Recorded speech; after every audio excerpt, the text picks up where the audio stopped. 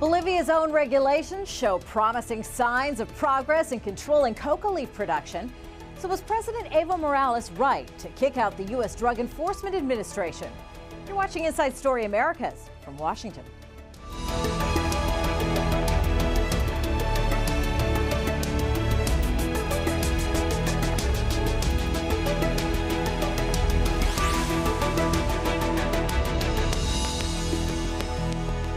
Hello, I'm Kimberly Halkett. As a former coca leaf farmer himself, Evo Morales came to power in Bolivia, promising to defend the right of Bolivians to produce coca for traditional uses.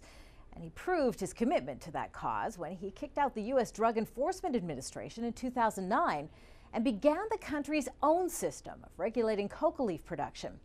Well, the DEA leads drug eradication programs across Latin America, but it is an often controversial partnership. Morales' move brought heavy criticism from Washington and led the U.S. government to conclude that Bolivia was failing to meet its commitment to fight the production of cocaine. But a new report now suggests that the country's unorthodox measures are working, with a significant drop in coca plantings and without the violence associated with many aspects of the U.S.'s war on drugs.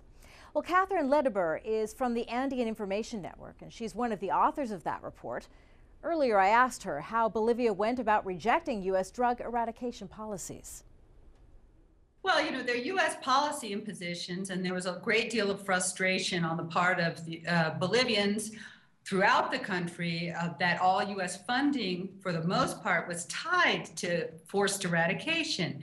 After the death of 2 coca growers at the hands of the eradication forces in 2004, the Bolivian president overruled a U.S. mandate and ended forced eradication. It was viewed as something that was a concession to the coca growers. It was also a recognition that granting each family that's of registered coca growers a small amount to guarantee their subsistence, that coca farming is not about participating in the illegal drug trade in Bolivia. It's about feeding your family. It's about sustaining lifestyle.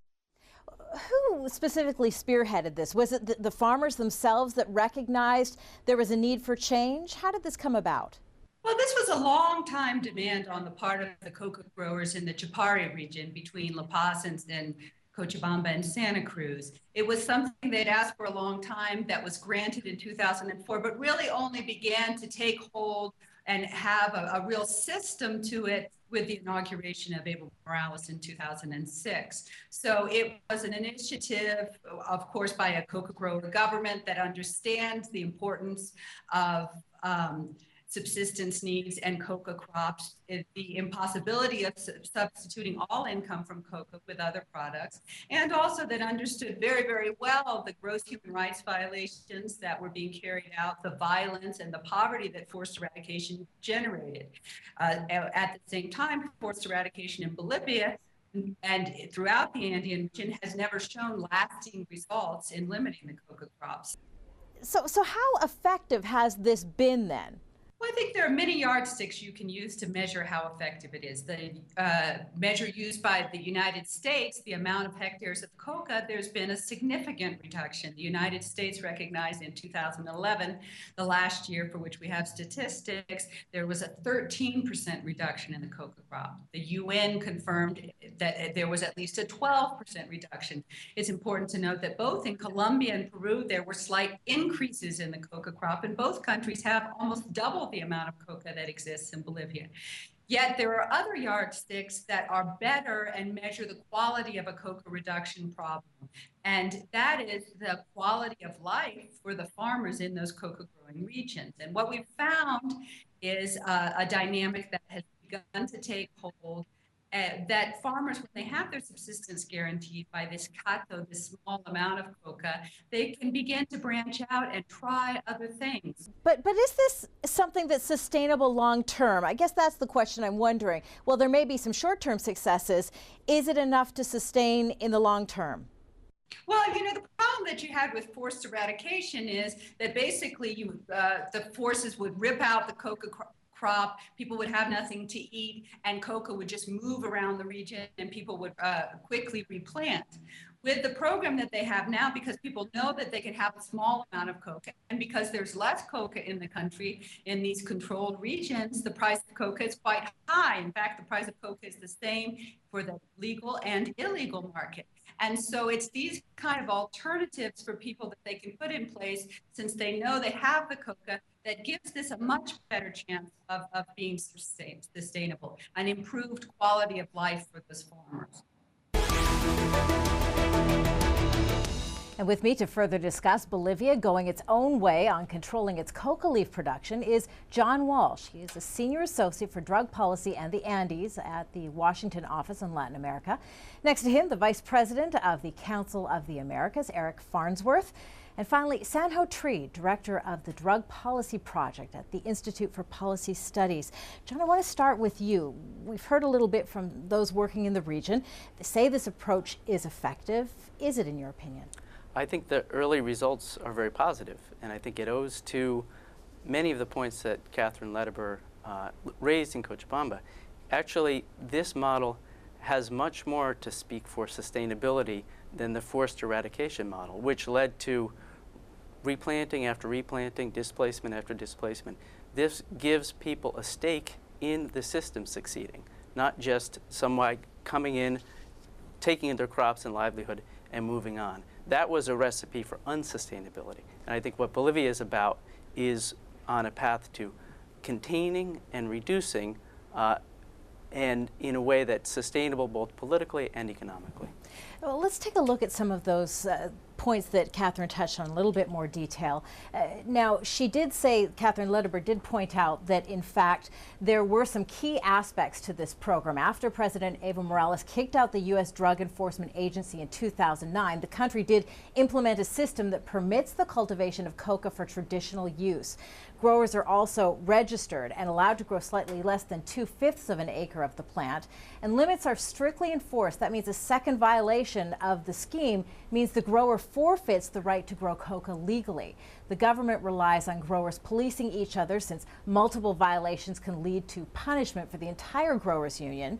But both the White House and the UN say the total number of acres under coca cultivation in Bolivia dropped in 2011 between 12 and 13%. By contrast, the UN says coca cultivation has increased in Peru and Colombia by 5% and 3% respectively. Sanho Tree, I want to talk to you a little bit about the ownership, because that seems to be something that seems to be touched on over and over. Is that key in making this work? Yeah, I mean, I believe in, if you want your adversary, if you want someone to stop doing something, it's important to understand why they're doing it to begin with. And previous models and other forced eradication models around the world treat these farmers growing illicit crops as mere criminals. Just stop what you're doing.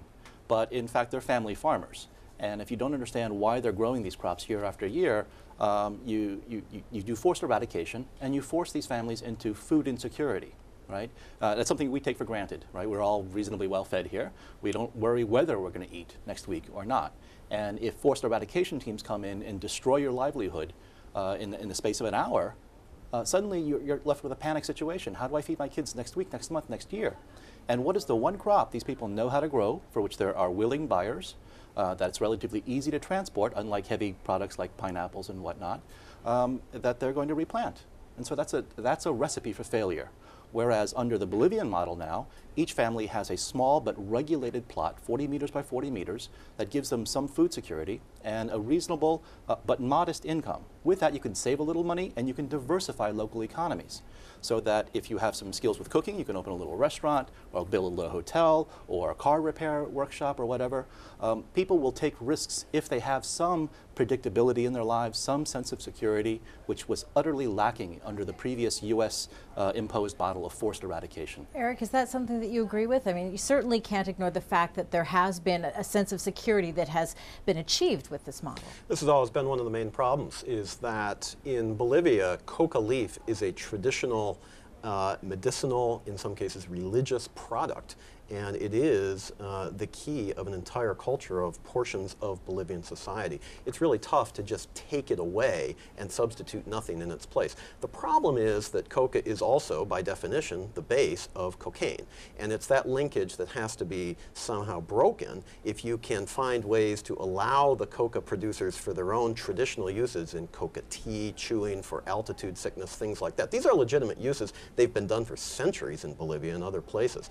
But what happens is when more is grown than just for personal consumption, it oftentimes finds its way into the cocaine economy, and that's where it becomes dangerous. That's where it begins to cross borders. That's where it becomes of concern to organizations like the DEA, certainly the United States, but also countries like Brazil and certainly Europeans as well. And John, I mean, that is a legitimate criticism that you are hearing over and over from the Obama White House as well as other governments around the world who say that, you know, there still is this concern that Bolivia, while this might be working for Bolivia, when you look at it from a global standpoint, Bolivia is not living up to a lot of the obligations that it has pledged to work with other countries cooperatively to engage in combating some of those sort of security issues and violence. Yeah. Well, there's really an Alice in Wonderland quality to U.S. criticisms of Bolivia in this case, both because Bolivia is succeeding, even by the U.S.'s own metrics, in terms of coca. At the same time, because there is a global cocaine market, Bolivia on its own, even with the help of its neighbors like Brazil, which is becoming very involved with Bolivia and the United States, Bolivia alone and with strong support from its neighbors is not going to stop cocaine production. Colombia has not stopped cocaine production. Peru is certainly not doing it. Bolivia won't do it. The question is, how can you manage in a way that doesn't cause the grotesque harms that our previous policies of forced eradication and ramped up enforcement did? I think that's where Bolivia has a really good innovation here. It doesn't mean they don't have an enormous challenge on the drug trafficking side. Bolivia is, as much as anything, a transit country for cocaine from Peru through to big markets in Argentina and Brazil and on to Europe. So it's very much more complicated than just production consumer countries, and it's more complicated than Bolivia, you're doing a good job or not so good job. In fact, the United States has actually been supportive of this rationalization, this coca reduction project, not through the DEA, but through projects to support Bolivia on the ground in terms of measuring, and with Brazil, measuring the coca and making sure that this social control system works. Well, the U.S. has, as you point out, been supportive, but it's also been very critical. I want to play you a soundbite from the U.S. State Department that came a little bit earlier when our correspondent Rosalind Jordan put the question of Bolivia's coca controls to the U.S. State Department earlier on Thursday. Let's take a listen. A new report suggests that Bolivia's efforts to fight drug trafficking without the assistance of the DEA or other U.S. authorities may be having some bit of an impact, although it is considered controversial. Have the U.S. seen these reports? What does the U.S. think about the efforts to deal with illegal drug trafficking, coca growing and distribution outside of, a Merida-type relationship? Let me get you a fuller report on this. You know that we've had longstanding concerns about the narcotics situation in Bolivia. That said, I think we do agree that they have made some progress in 2010, 2011, but there is a whole lot more to do. So Victoria Newland, the State Department spokeswoman, speaking there. And I guess Sanho Tree, the State Department points out something that is being articulated also at the United Nations from European countries that, maybe things have gotten better managed, they've become more efficient, but this has also, in many cases, benefited some of the drug traffickers who are now able to see higher yields for not just the traditional uses, which is the argument being made inside Bolivia, but also for the export market. That's certainly a significant concern. There certainly is going to be some crossover into the illicit market. Bolivia is bigger than Texas and California combined in terms of land mass. The same is true of Peru, the same is true of Colombia. So it's impossible to have a perfect system that's going to be airtight. However, the other Alice in Wonderland aspect of this is that less than 1% of U.S. cocaine originates from Bolivia. And yet the disproportionate emphasis and arrogance that the U.S. has in terms of imposing policies and making these pronouncements to a country that has contributed so little to the cocaine problem in the United States. Contrast that with our main ally in the region, Colombia, where a dozen years ago, 90% of U.S. cocaine originated from Colombia. Well, it's the certainly latest true statistics, that 95% now come from Colombia. And it certainly is true that most of the cocaine that is produced for illicit use does go to Brazil. It seems to move south instead of north. But is it wrong of the United States to want to look at the region as a whole? You have to agree that drug traffickers, well, that may be the trend right now, rarely respect international law or borders. Mm-hmm. Yeah, I think a lot of it has to do with sovereignty and having the cooperation of regional allies who understand the situation a lot better, whereas in the U.S., the drug war, particularly the international drug war, is an extension very often of domestic U.S. politics and posturing and theater and Congress to look tough. And a lot of these policies, when you get down to the ground level, have very little bearing in reality, quite frankly. There's not a lot of ground truthing going on in terms of policy formation in Washington and actually how it's implemented on the ground. Eric, is there a fear perhaps of opening kind of a Pandora's box? If the U.S. and other governments were to recognize this Bolivian model and to embrace it fully, that other countries in the region would then want to follow suit, and that could really start to tear apart the programs that the U.S. is trying to implement? It's a really important question, and I think the question hinges on whether there's a one-size-fits-all type model for approaching these issues. And I would argue that there isn't. I would argue that Bolivia is unique based on its history, its culture, its traditions. And the fact is, if a program like this works in Bolivia, it may very well not work next door in Peru. It may not work in Colombia. It may not work in Afghanistan. The point is that each country has to be looked at individually, worked with the leaders of the country and the people of the country, and take into account some of these on-the-ground realities. There is one point Sanho made, I think that's important, and it follows with what John was saying. It's a global market. I mean, drugs are a global market. So just like energy, I mean, if we, the United States, get some oil from Venezuela, but we also get oil from Canada, Mexico, we get some from Saudi Arabia, of course. These are global markets. The same is true with the narcotics trade. The United States may get some cocaine from Colombia or Peru, but the Bolivian cocaine is moving to Brazil, it's moving to West Africa, it's moving to Europe, etc. The point is that the traffickers will find where the cocaine is demanded, and they'll get it there. And ultimately, it doesn't really matter where it's coming from. It's a global supply, it's a global demand problem, and working together, we have to address both sides of the equation. So if there's global demand, but this is a unique situation within inside Bolivia, is this a model, John, that can be exported, or is this sort of a blip on the radar? I think you look for elements of the model that work in Bolivia, and I think work, although challenges remain, and they're clear in the Bolivian context, and see how they could map on to different countries. For instance, look at Colombia and Peru. They have much more serious security issues than does Bolivia, historically and currently.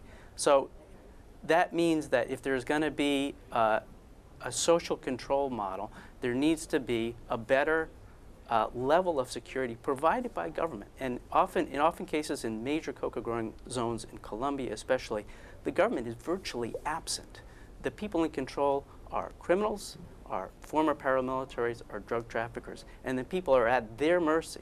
And to imagine that you're going to have a robust alternative livelihood social control program, which the local people would love to have their own variety, whether they're Afro-Colombian, indigenous, or campesinos, for them to be able to do that requires a basic level of security that the state has been unable or unwilling to provide. So there are prior questions to imagine this kind of model in Colombia. Bolivia has real advantages in that sense, and it has a real advantage in the sense of this they see as a government that is looking after their interest to try to make a way forward. There's not that sense of being on the same page with the cocoa growers in either Peru or Colombia, and a sense that their government is trying to work through this with them. But how fragile is that? I mean, what if there is an election and there's a change in government? I mean, is it something that can be sustained long term? I think that's the one thing that I don't think anyone seems to be able to answer.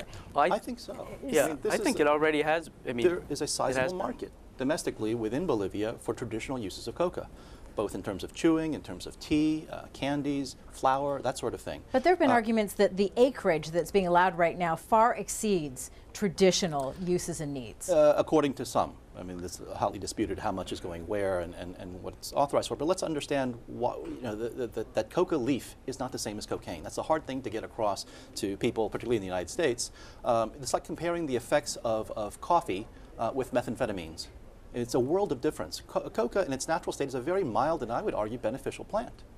And they have a right to do this. This is part of their cultural heritage. It's about as, in the UN, International Narcotics Control Board, demanded that the people of Bolivia and Peru stop chewing coca under the UN treaties. That's about as arrogant as saying to the people of the United States, you stop drinking coffee by next year. That's the deadline. Well, there is certainly a lobby effort on the part of Bolivia right now at the UN, as I understand, to try and have some of these traditional uses recognized. How much support is there going to be at the UN level for that? They're in a circumstance now where, unless countries actively block Bolivia's effort to, in fact, return to the UN conventions with a reservation that only applies to Bolivia and that upholds traditional uses of coca, there would have to be a third of UN members actively object and block. And I don't think that's likely to happen at this point. Now, there's still a few days. The clock is ticking. They have about a week, countries to object. As far as I know, the only country to formally object, and this was back in July, was the United States. So could we start to see some of the thinking at the UN level come more in line, I hate to use the word reality, but maybe a more realistic picture of what's happening in Bolivia? Well, that's a possibility, and certainly, again, to the extent that this is a Bolivian issue with a Bolivian-generated solution, I think the UN is going to be relatively amenable to that.